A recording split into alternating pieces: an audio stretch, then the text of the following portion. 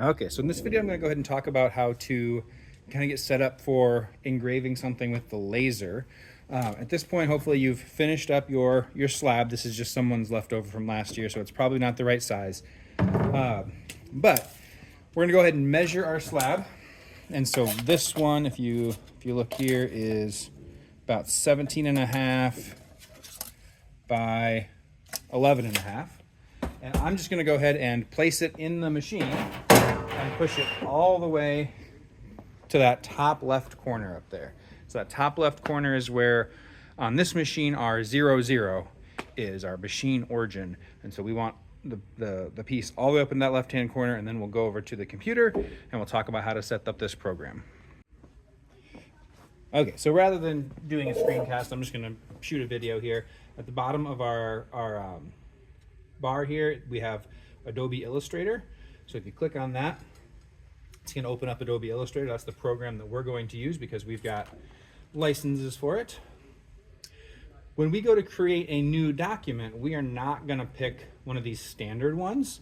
We're just going to hit New File, and we're going to input a custom size. So since ours was 17.5 inches, I'm going to type in 17.5, and my height was 11.5. My orientation I'm going to leave the same. All that stuff is going to be just fine, and I'll hit create. And that's going to go ahead and create a rectangle that represents our board.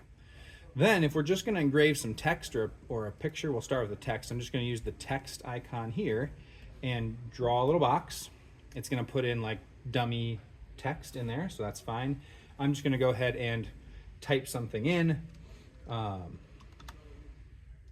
go CMP 2025. You'll notice it goes in really small, but obviously just like any text editor, we've got the ability to change all of this. So if I want to make this 200 point font, I can do that. If I want to center it in my box, I can do that. I can change the font, of course, so there's a ton of different fonts we can pick from. Let's go with something like that, why not? And if you hit this little three dots, you got even more options. So Adobe Illustrator has a ton of options. The other thing I can do, if I hit escape here, actually if I just click on the select button, I can take my box and I can actually make sure that I'm centered it. So if I were to grab this, you can see if I kind of move it around right there, the little pink words pop up that says center. I know I'm centered on the piece, and then I'm ready to go. So let's just say like that's what I want to engrave on my slab. So at this point then, the laser cutter works just like a printer. So I'm going to go File, Print. And as long as we have set up this PLS 6.150D as the printer, we're going to be printing to our laser cutter. We're going to make a couple of changes here. One is that I'm going to place it in the very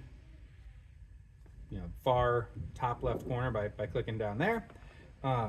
We're not going to scale it, and I am going to click Setup. I'm going to use this little 0 Z height tool on the screen. I'm not sure if you can see the screen. Yep. I'm going to arrow down to Z, hit the check mark, and then I'm just going to use the up and down arrows to set the height.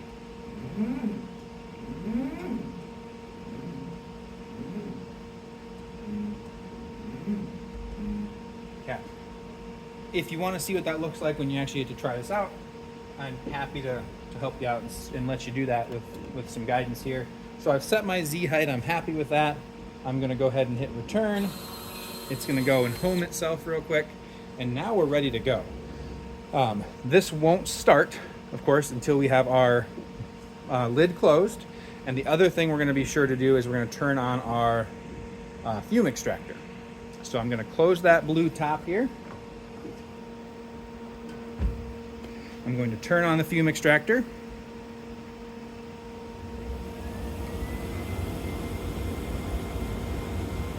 And then over on my screen, I can just hit the green play button, or I can hit the green play button over here.